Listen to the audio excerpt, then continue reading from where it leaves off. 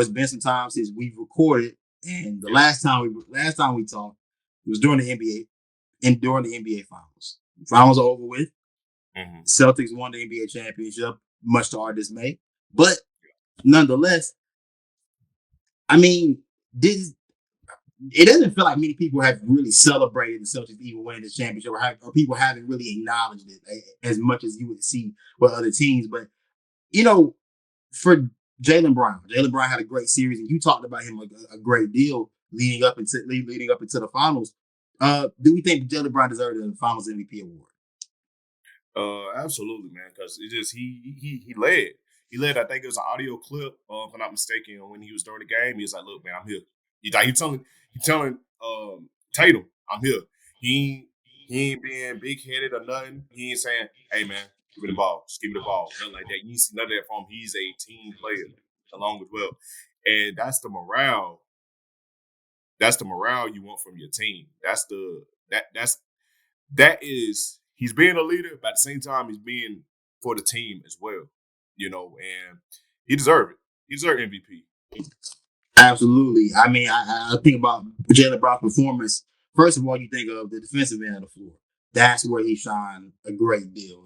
And again, his willingness to be able to take the big shot and hit and make the big shot was there throughout the entire playoff run. You go back to game one, or even the Eastern Conference Finals against Indiana, like hitting those big shots to win that game, to win, to eventually sweep the Indiana Pacers. I mean, he took control, and it's one of those things where he definitely deserved the Finals MVP, considering that he's been a guy that, he's got a big deal. Still has yet to truly be acknowledged by the NBA itself, like in terms of all NBA appearances, all-star appearances. It still doesn't seem like he's getting that type of gratification, but he's a guy that he feels like he wants it. And I can appreciate that, because we talk about there's a bunch of guys in this league currently that we feel like they have the talent level. We don't feel like they necessarily have the want to and the drive to want to go take the mantle and be the guy. And Jaylen Brown does feel like he's one of those. He's one of those few. Seems like one of the last few of the young guys that's willing to step up and take on that mantle and want to be in one of those greatest ever conversations. Now, I don't believe he'll get there, but I will say the biggest thing for me is that the Celtics being able to do this without Jason Tatum playing his best series is something that has to be looked at and said, like, hey,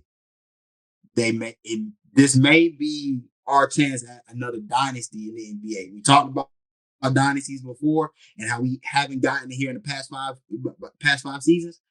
This may be the team that could possibly get back to the finals and again try to stir up what's going to be the next dynasty in the NBA. Yeah, man, absolutely. And it's not even just Brown. You also gotta keep in mind and y'all welcome Celtics fans, Derek White. When we traded him over. We got Derek White, 2017? I think that was the same draft Tatum and Brown was in, if I'm not mistaken. So but Tatum was 2017, Brown was 2016. They got him back to back. 2016. So okay, all right. So I think Derek White was in 2017 as well, and that was a trade that I hated we traded away, but I guess we were just flushing everything out because I think that was Dunk's final year, if I'm not mistaken, for us. But Derek White, man, he's another unappreciated guy as well, man. Like he stepped up. I think they just threw him the bag as well. So Celtics is going to be a team that's going to be in the playoffs for a minute. I mean, absolutely.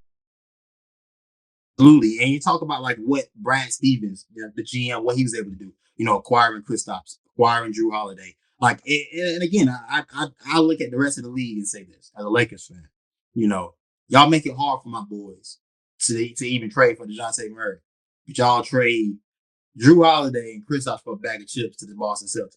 You know what I'm saying? Y'all hating the wrong team. We not the guys. We not the team you need to be hating. Stop them. They already had enough.